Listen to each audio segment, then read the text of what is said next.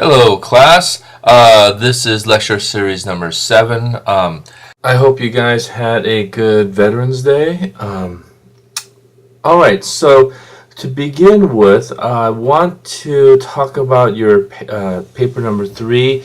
You should have received an email from me about the instant watch features on Netflix, which unfortunately are no longer available as instant watch. As I said in the email, it's one of the kind of problematic things about using Netflix is that they take movies on and off the instant watch roster all the time. So unfortunately, none of the movies are going to be instant watch. If you're afraid that you can't get the movie in time to do your paper, the one option is to go to Amazon Instant Video. Just go to Amazon.com basically and type in the title of the movie, and you should see a link for the instant video. You have to pay for this. It's $1.99 or $2.99. Some of the movies might be free if you have a Prime membership. But again, I apologize for the inconvenience, and I know the extra cost kind of sucks. But you know, on the plus side, it's only a couple bucks. And on a related note, I also wanted to remind you that you really need to get the movies as soon as possible. Again, the number of instant watch films we'll be watching are going down. It's going to require that you get the DVDs in a quick and timely manner. So please check the schedule as early as possible. Also, there is a folder that I made available to you for the final project / final paper. Many of you have already looked at it and signed up for the film that you want to talk about. If you have not done this yet, please do so immediately. Anyways, what I want to do for this week is first talk a little bit more about the method, that is method acting. There was a lot that was covered through the radio shows and the readings, but there's just a few extra things I want to talk about. So here we have a picture of Konstantin Stanislavski, who, as you know, founded the Moscow Art Theater and developed a theory or a system of acting that would eventually become the method. And it's important to sort of point out here that Stanislavski did not necessarily invent the method as it was practiced in America. Instead, he developed the foundations of acting that would later become the method. And Stanislavski was really sort of the first person to systematically think about acting as a serious craft, as a serious form of art. That it wasn't just a matter of memorizing lines, it wasn't just a matter of kind of just going out and pretending. That he suggested acting needed analysis, self-analysis. The actors need to be aware of what they were doing. They needed to concentrate on sort of what he called emotional memory, right? That is, if you are having, if you're going to play a sad scene, the way to really play it is to think about something that happened to you in your real life that made you sad, right? And so by remembering that sadness, you're able to bring it out in your part. He was all about sort of taking apart a role and really sort of looking at it from multiple perspectives, right? It was, of course, later in the 1940s and 1950s that two people, Stella Adler here and Lee Strasberg, that these two would be the ones to really bring the Stanislavski system to America and develop that thing we call the method. A couple of you in your emails to me have pointed out that in these older films that we've seen, the acting seemed very stiff, very unnatural. And part of that is because the early Hollywood films feature actors who were trained to act for the stage. And acting on a stage is a very different process than acting on a camera. Because when you're acting on a stage, even the people in the front row are going to be 10, 15 feet away from you. And when you're acting on a stage, you really have to project. You have to make sure that that person in the back row sort of understands what you're saying and is able to sort of, get what you're feeling. Whereas when you're acting for the camera, you have to be up close and much more subtle, right? A really interesting parallel is Frank Sinatra. One of the things that made Frank Sinatra so revolutionary, so important in the history of music, is that he was one of the first people to understand that singing into a microphone required a different kind of voice. That prior to him, because like most people didn't sing into sort of these amplified PA systems, whatever, with microphones. They usually, if a jazz singer sang at a club, they just kind of sang out loud, and they had to sing it so everyone in the club could hear. But Frank Sinatra sort of, was one of the first people to understand that this new microphone technology would require, again, a different kind of voice. And that's essentially what the method was. It was about understanding this different medium, right? Now, here is a picture of Lee Strasberg. He's the older man on the left. The kind of interesting story about Lee Strasberg is that, as famous as he is as an acting instructor, he actually only was in one movie, and that's this one, Godfather Part 2. He never appeared in another movie. Stella Adler, on the other hand, appeared in plenty of movies.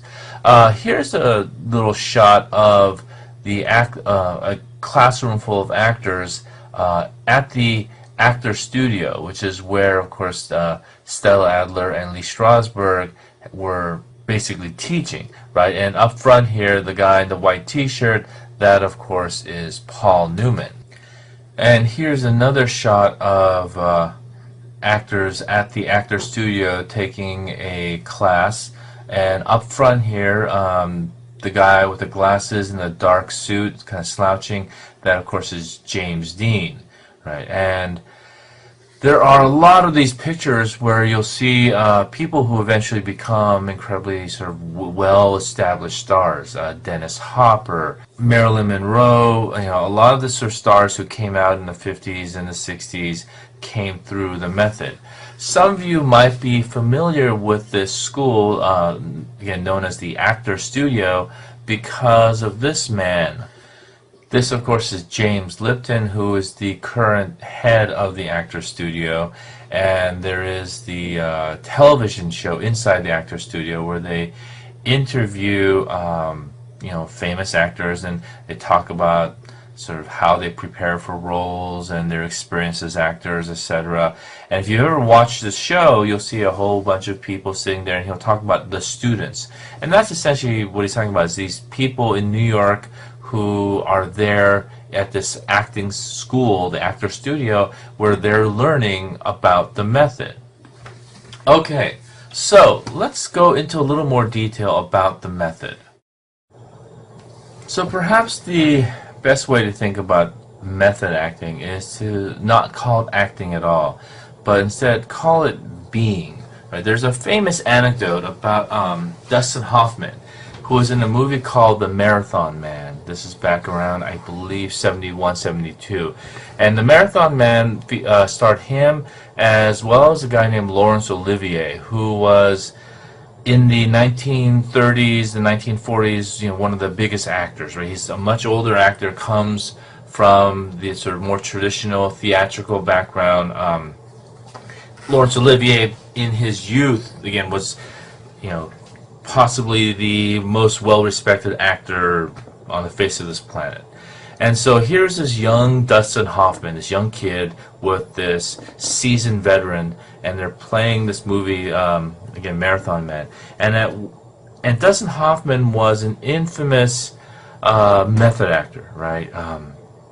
He was all about sort of, again, becoming the person. Instead of playing a role, he had to become the person. And I'll explain in a bit what that means. But at one point, Laurence Olivier, again, who's a much more traditional, old-fashioned kind of actor, basically said to Dustin Hoffman, why don't you try acting for once, right? That Laurence Olivier got really tired of this whole method that Dustin Hoffman was doing. So what is the method and why is it different than acting? Well, method first and foremost is about embodying the role. That if you are going to play a particular character, you can't just play the character, you actually have to become the character. And you have to do things that basically might not have any direct impact on the movie, but will have plenty of indirect impact. For example, let's say that you are playing this guy who you're in a movie. You're playing this guy who's kind of this drunk, right? And you are someone who you beat your wife and all that kind of stuff. Well, if you're a true method actor, what you're going to do is you're going to really sort of think about who this person is, right?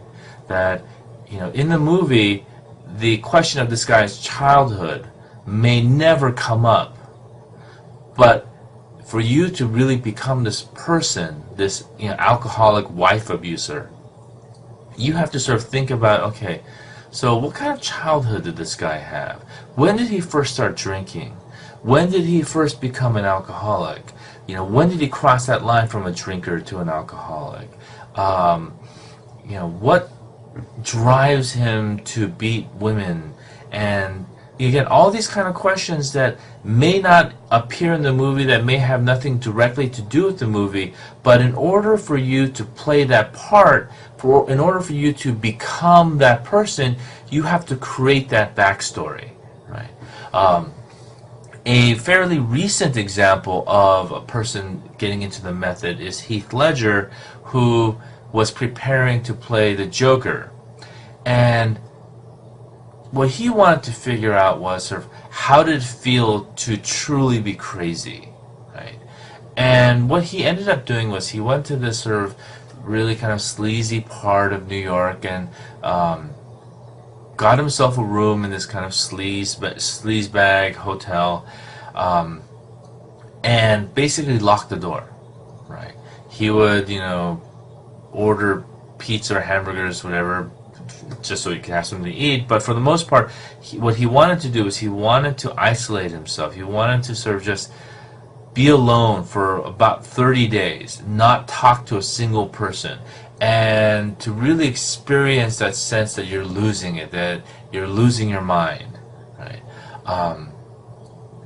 Now, again, I mean, that might seem a little crazy to us, but to a method actor, again, that's really the only way you can really get into the part, right?